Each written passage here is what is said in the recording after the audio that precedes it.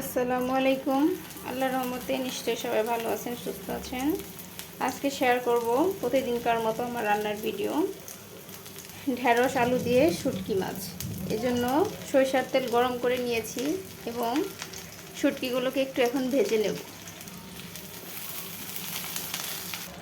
এই তো এখন দিয়ে দেব পেঁয়াজ কুচি এবং কাঁচামরিচ ফালি।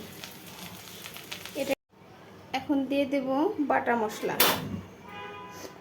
এখানে আছে রসুন, পেঁয়াজ এবং জিরা, রাঁধুনি ও মৌরি বাটা।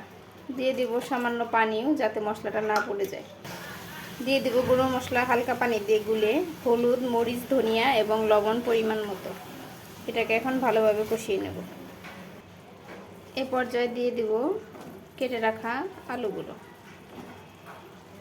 মশলার সাথে নেড়েচেড়ে মিশিয়ে নিয়েছি। এবারে ঢাকনা দিয়ে ঢেকে দেব আলুগুলো সিদ্ধ হওয়ার জন্য।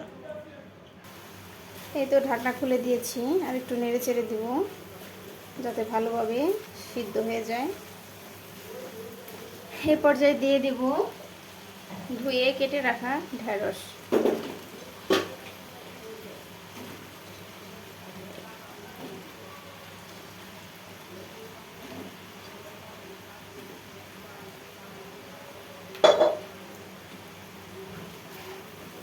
এটাকে এখন নেড়ে চেড়ে আবারও মশলার সাথে মিশিয়ে নেব এবং ঢাকনা দিয়ে ঢেকে দেব।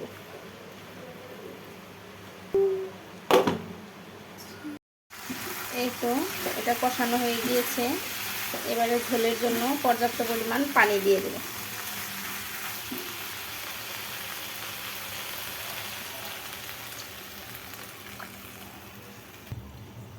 এই তো ঝোলের জন্য পর্যাপ্ত পানি দিয়ে দিয়েছি। এবারে ঢাকনা দিয়ে ঢেকে দেব। তরকারিতে ঝোলে বলক উঠে এসেছে। এবারে আরও কিছুক্ষণ নেড়ে চেড়ে রান্না করে নেব। আবারও ঢাকনা দিয়ে ঢেকে দেব। এই তো আমার শুটকি রান্না কমপ্লিট। এদিকে আরও রান্না করব পটল ভাজি। পটলগুলোকে সব রকমের মশলা দিয়ে মেখে রেখে দিয়েছি। হলুদের গুঁড়া, মরিচের গুঁড়া, ধনিয়া, পেঁয়াজ এবং জিরা, রসুন বাটা। এটাকে এখন তেলের উপর ভেজে নেব এপিট ওপিট করে।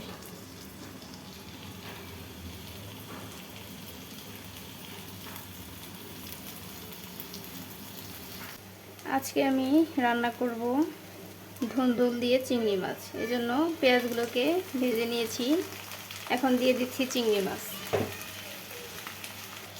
দিয়ে দেব হলুদ গুঁড়ো, লবণ পরিমাণ মতো এবং কাঁচামরিচ ফালি। এটাকে এখন তেলের উপর ভালোভাবে ভেজে নেব কয়েক মিনিট। দিয়ে দিচ্ছি আলু। এটাকেও কিছুক্ষণ ভেজে নেব এর সাথে। দিয়ে দেব গুঁড়ো মশলা হালকা পানি দিয়ে গুলে। দিয়েছি জিরা গুঁড়া, তারপর মরিচের গুঁড়া, ধনিয়া গুঁড়া এবং পেঁয়াজ বাটা। এটাকে এখন ঢাকনা দিয়ে ঢেকে কষিয়ে নেব।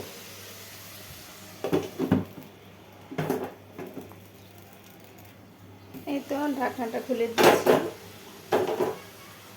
এবারে একটু নেড়ে চেড়ে দেব।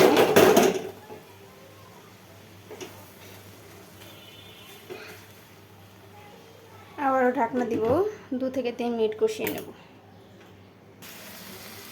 দিয়ে দিব কেটে রাখা ধুন্দুল। এটাকে এবার নেড়ে চেড়ে এর সাথে মিশিয়ে নেব। আবারও ঢাকনা দিয়ে ঢেকে দিলাম। এদিকে সবজি থেকে পানি ছেড়ে দিয়েছে। সবজিটা আমার প্রায় কষানো হয়ে গিয়েছে। এবারে ঝোলের জন্য পানি দিয়ে দেব। এই তো ঝোলের জন্য পানি দিয়েছি। এবার ঢাকনা দিয়ে ঢেকে দেব। এদিকে তরকারিতে বলক উঠে এসেছে, আর ভালোভাবে ঝোলটা আরেকটু টেনে আসলেই রান্নাটা কমপ্লিট হয়ে যাবে। তরকারির ঝোলটা অনেকটাই টেনে এসেছে, রান্নাটাও কমপ্লিট হয়েছে।